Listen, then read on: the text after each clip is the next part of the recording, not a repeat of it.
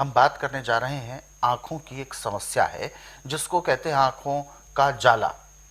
आंखों पर एक प्रकार की परत सी जमने लगती है, जैसे जाल सामने आ जाता है।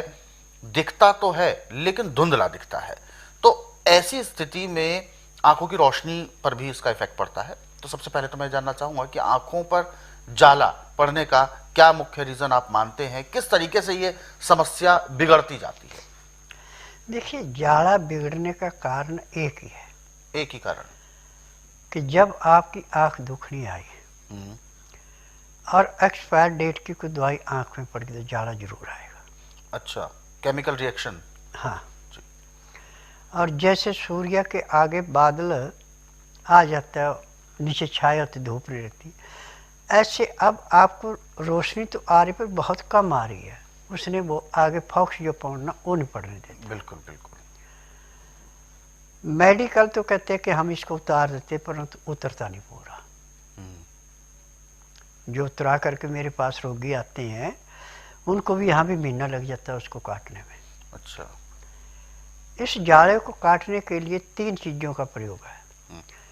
आपने 1 लीटर पानी ले लिया, उसमें आपने 5 ग्राम फटकरी डाल दी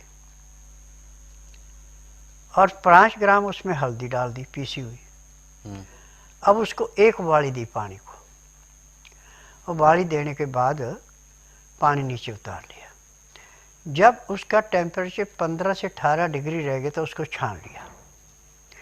अब छान करके उसमें सूती कपड़ा भिगो करके पहले तो थोड़ी देर आंखों की टकोर करते गए ऐसे बाहर से।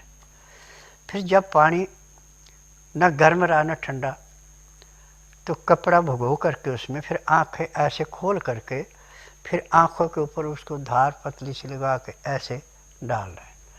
तो फटकरी का अर्क और हल्दी का जो अर्क पानी के अंदर है वो उसको ऐसे काटता है जैसे पकी हुई फसल को किसान खेत से काटता है।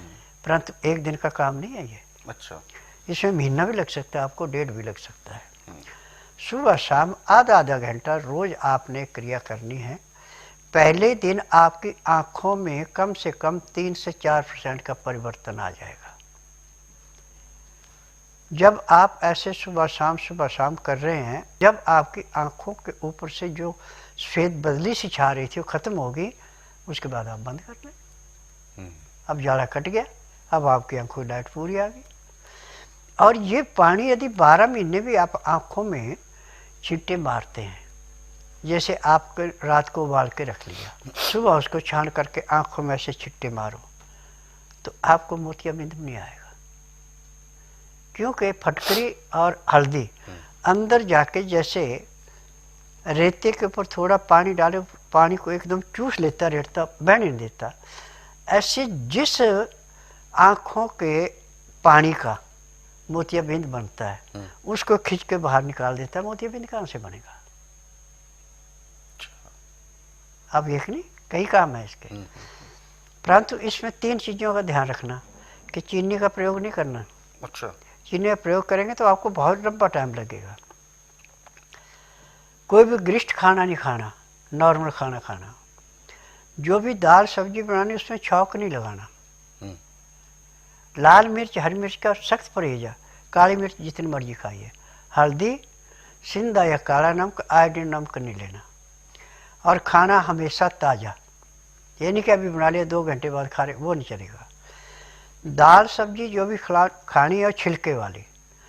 मिट्टी के बर्तन में बनाएं उसको, तो सोने पे सुहागन है तो अमोनिया का बर्तन छोड़ के आप किसी बर्तन में बना सकते हैं, ढक्कन दे के, और धीमी आंच पे उबाल के बनाना है। तेज़ आंच पे नहीं उबालना कभी भी।